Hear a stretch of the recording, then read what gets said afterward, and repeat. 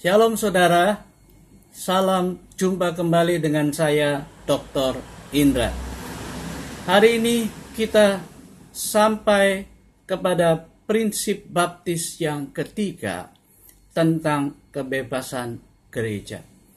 Kebebasan gereja atau church freedom adalah pernyataan baptis bahwa gereja setempat di bawah ketuhanan Kristus untuk menentukan keanggotaan dan kepemimpinannya, untuk mengatur ibadah dan pelayanannya, untuk memilih para pelayannya, baik pria maupun wanita, dan untuk berpartisipasi di dalam organisasi tubuh Kristus yang lebih luas.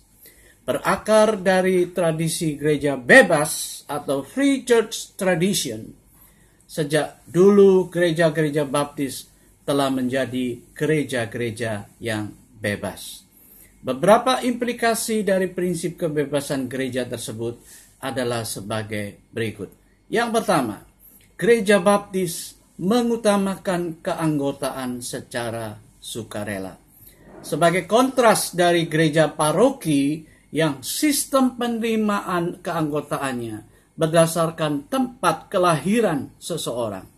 Gereja baptis adalah sebuah gereja bersama yang terdiri atas orang-orang yang telah mengaku percaya kepada Yesus sebagai Tuhan berdasarkan kesadaran diri dan secara sukarela.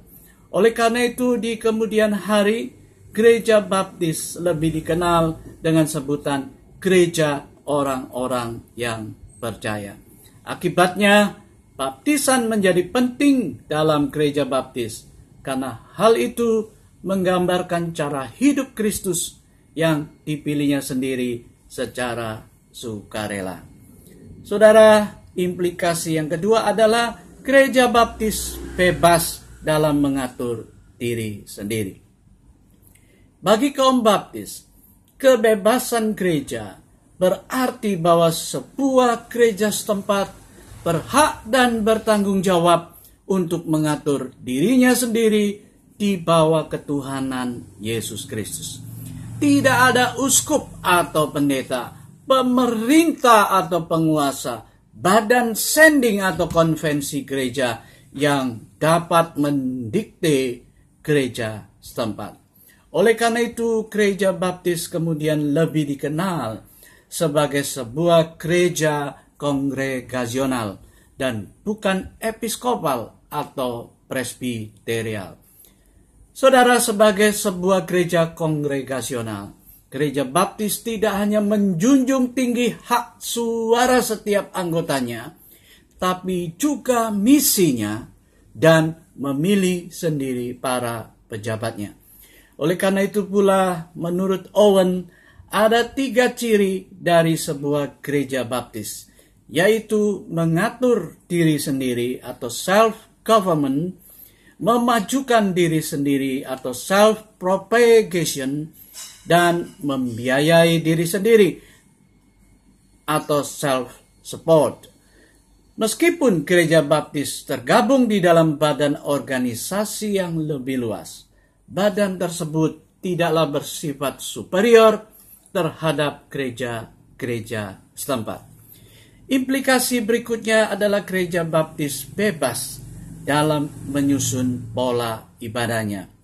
Saudara, tidak ada 2 gereja baptis yang persis sama. Meskipun mereka memiliki program, jadwal, staf, fasilitas, dan kebijaksanaan yang sama, kekhasan setiap jemaat tampak sangat jelas. Perbedaan itu adalah dampak dari sistem pemerintahan gereja kongregasional. Akibatnya, perbedaan itu menghasilkan aneka ragam gaya dan warna ibadah dalam setiap gereja baptis, baik yang formal maupun yang informal. Selain perbedaan yang ada di dalam ibadah, hampir semua gereja baptis juga mengutamakan partisipasi jemaat. Seperti di dalam panggilan berbakti, doa jemaat, khususnya doa Bapa Kami, pembacaan Alkitab silih berganti, nyanyian jemaat, dan bahkan amin yang mengakhiri setiap doa.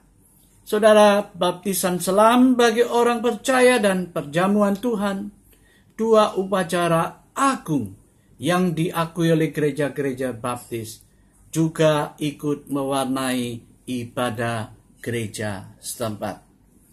Yang terakhir adalah gereja baptis bertanggung jawab dalam pelayanan kepada dunia. Saudara, prinsip kebebasan gereja juga berarti bahwa pelayanan gereja terbuka bagi segala tingkatan masyarakat dan strategi misi. Oleh karena setiap orang percaya adalah imam di hadapan Allah, maka semua orang percaya juga memiliki kebebasan dan tanggung jawab untuk melayani di dalam nama Kristus. Oleh karena itu, ruang lingkup pelayanan gereja baptis tidak hanya di bidang misi saja, tapi juga di dalam ikut memperjuangkan keadilan sosial dan perlindungan hak asasi manusia, atau yang lebih dikenal dengan pelayanan sosial. Saudara, tentang misi gereja, in the very nature of missionary enterprise, no church can perform or neglect its missionary obligation without its conduct reacting upon other churches. By the very nature of it, the missionary enterprise is a natural cooperative project. When the Christian movement is expanded, every church is benefited thereby. When the Christian movement stagnates, all churches eventually die. Berkenaan dengan pekerjaan misi, tak ada gereja yang dapat melakukannya atau mengabaikannya tanpa ada dampak pada gereja-gereja yang lainnya. Oleh karena itu, suatu pekerjaan misi merupakan proyek bekerja sama.